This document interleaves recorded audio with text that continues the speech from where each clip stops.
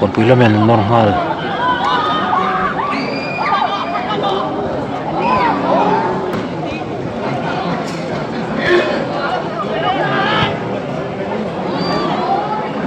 nó khé lại cho nên nó thành ông dâu cả mà là cho thao đâu lắm rồi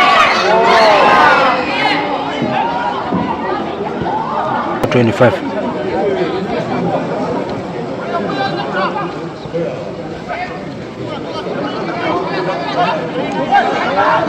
nun gila nih tuh mereka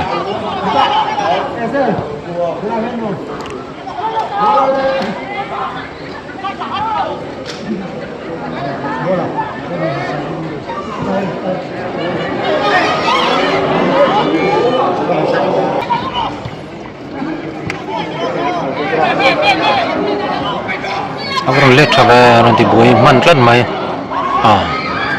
bol chana nget riau ding comment vela ding ayan kabulahan keu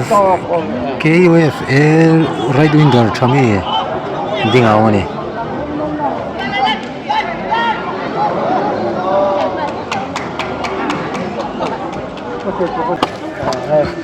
Josephon apa lelut nala Joseph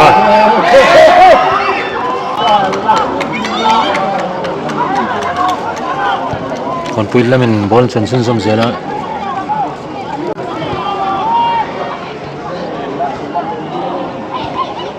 waktu oke ini kena gol masih ber kan moto jersey number 11 ruot sanga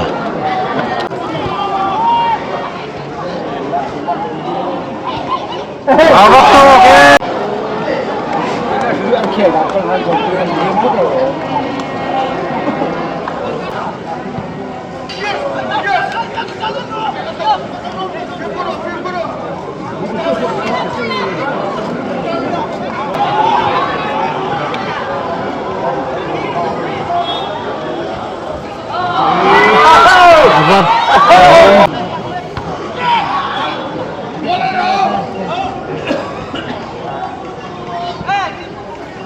còn với defender họ cả hila hiện trong không sĩ khúc mà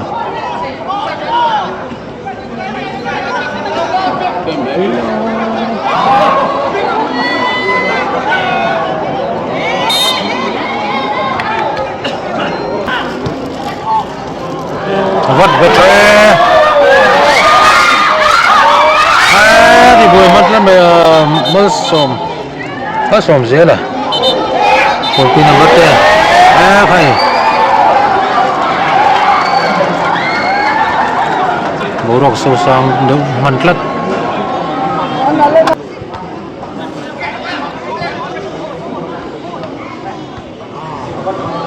vắt cho dùng về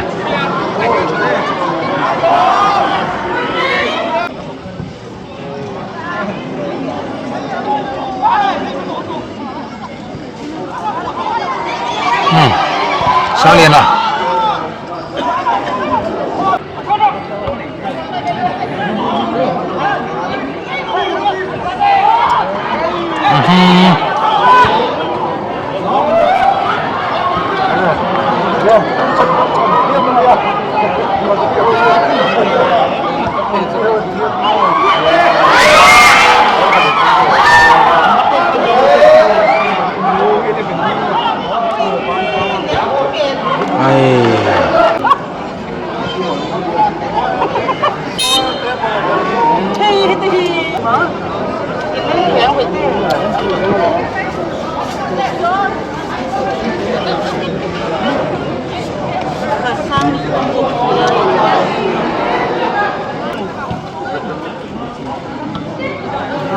shift ra to nó bùng ra lên liền môi à thằng làm train tech thấy đó này so cha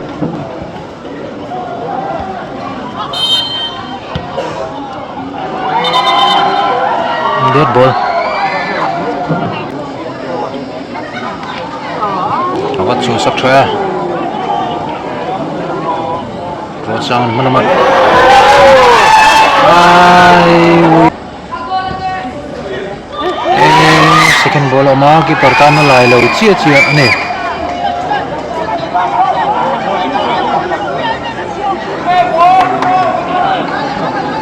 Joseph enroll nem ko mai ko muna po lo mo ti mai tur ni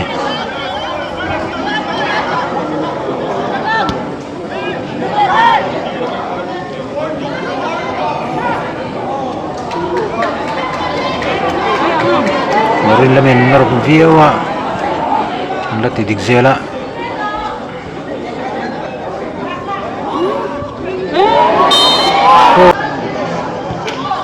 atas itu yung be samshet dapat awat yung be amak full omelette lad satu be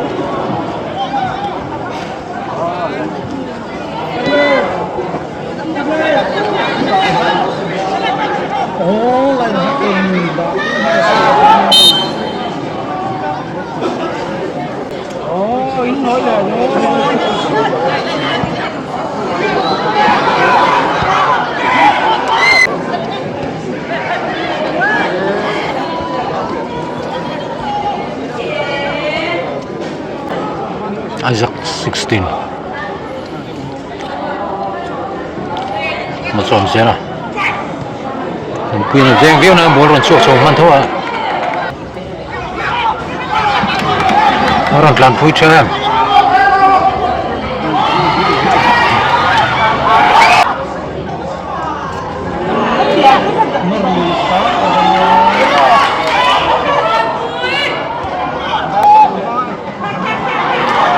seven ball finta ka piluton mo ya bo yome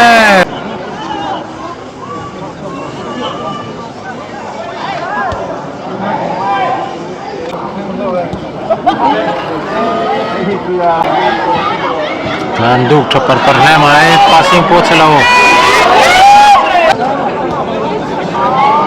December 13 ne din mo ya Som Zealand lale lepota Motor masuk lu mengai di ini setir ni NZ01 C7966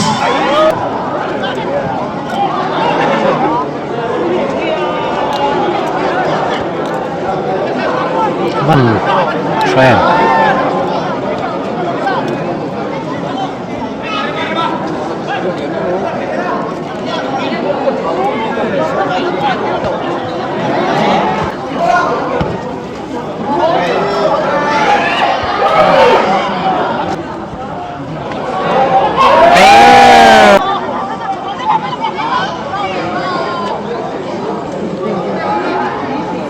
Moya Culture Viewa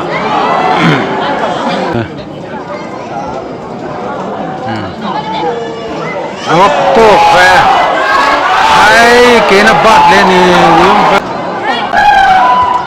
Apa tu kabe si bonus tadi wan ni ta Boleh gol mul tekan muai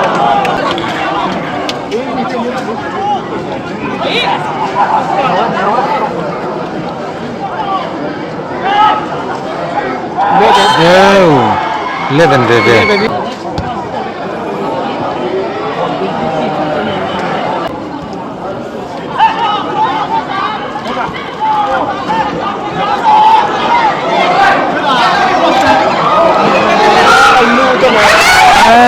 Second ball omat. Tenim ball finta from Bechowa.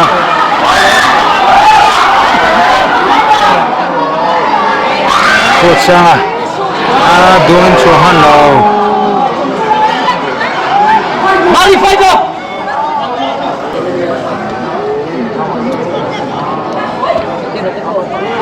Madato kaya tampo ya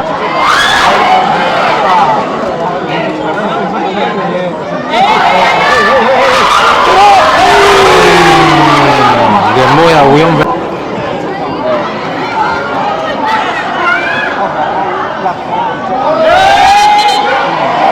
Tulet lat. Aba top to ke. Keeper kan lai chi simule keeper kha a full tat reng ani. Yellow card. Perang hal yang ka follow sel. Defender lawom kha kan.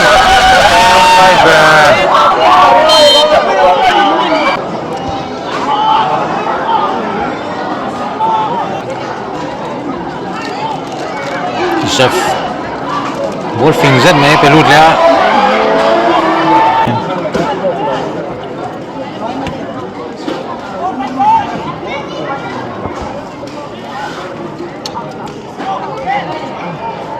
दिन मोया वो इनरोल शायद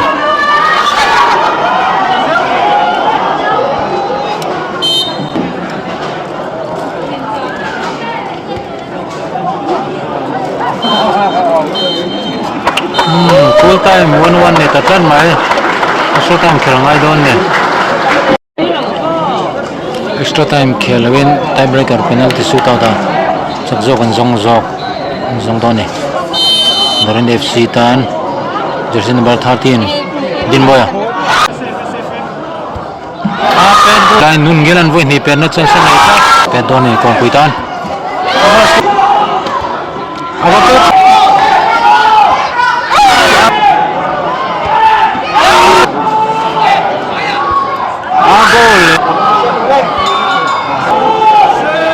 Tanpuya. Tanpuya. Torna rampeta. Miss club. May Norin FC. Ang ita. Penalty. Shootout dito. Yung maichiyang law. Tanpuya. Uyam siya may kalkatera. Tikanin. Norin FC. Te. Second division. KDF tournament. Manisam ni panga champion kita ni.